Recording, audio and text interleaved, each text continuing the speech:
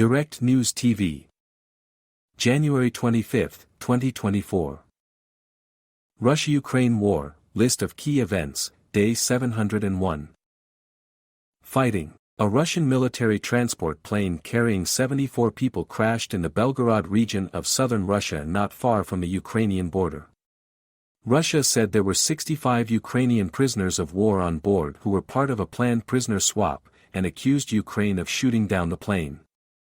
Ukraine did not confirm it had shot down the plane, or that Ukrainian POWs were passengers. The Ukrainian military said it would continue to target military transport aircraft it believed were carrying missiles for Russia's war on Ukraine, and Air Force Commander Mykola Oleshchuk accused Russia of trying to discredit Ukraine over the aircraft crash. Ukraine has the right to defend itself and destroy the means of the aggressor's aerial attack, he said. Ukraine's military intelligence service said Kiev had not been asked to ensure airspace security on Wednesday around the Belgorod area as had been the case during previous prisoner-of-war swaps with Moscow. It said it had no reliable information on who was on board the crashed plane.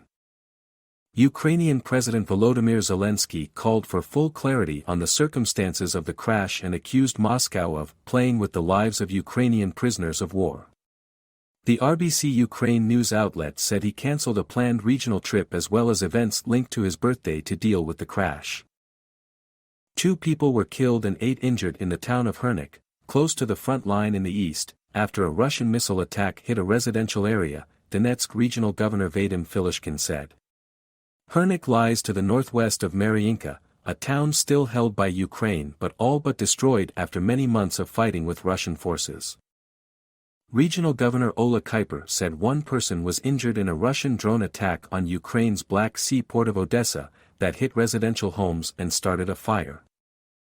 Avdiivka Mayor Vitaly Barabash said Russian forces entered the war-battered town for the first time but were pushed back. Russian sabotage and reconnaissance groups entered the southern part of the city of Avdiivka, but they were dislodged, Barabash told the AFP news agency but declined to say when the Russians entered the town or how long they were there. About 32,000 people lived in Avdiivka before Russia began its full-scale invasion of Ukraine. Politics and diplomacy. Filippo Grandi, the United Nations High Commissioner for Refugees, said he was worried that the war in Ukraine had been forgotten amid crises in other parts of the world. Speaking at the end of a week-long visit to Kiev, Grandi told the Associated Press news agency that it was important to remind the international community that Ukrainians continued to live through a brutal war and that he was concerned humanitarian aid was being held up by political wrangling. Slovak Prime Minister Robert Fico met Ukrainian Prime Minister Denis Shmyhal in the western Ukrainian town of Uzhhorod where he reaffirmed support for Ukraine's bid to join the European Union, but said policy differences remained on issues including NATO accession. Fico, elected after tapping into pro-Russian sentiments, said he did not believe there was a military solution to the war, and welcomed a peace plan proposed by Ukraine's president, although he called it unrealistic. In the first of 3 required readings, Russia's State Duma passed a bill to confiscate the property, money and valuables of anyone convicted of spreading criticism of the Russian army. A U.S. Senate committee approved 20-1 in favor of the Rebuilding Economic Prosperity and Opportunity, REPO, for Ukrainians Act, which would help set the stage for the U.S. to confiscate Russian assets and hand them over to Ukraine for post-war reconstruction. The bill has broad bipartisan support but needs to pass both houses of Congress before it can be signed by the President and become law. The EU, the US, Japan and Canada froze some $300 billion of Russian central bank assets in 2022 when Russia launched its full-scale invasion nearly 2 years ago.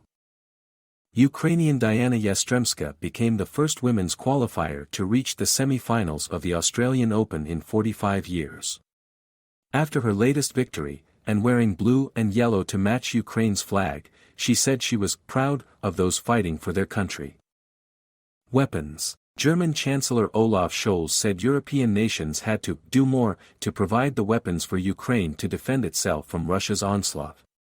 The contributions that European nations have earmarked for 2024 so far are not big enough, Scholz told Die Zeit Weekly in an interview.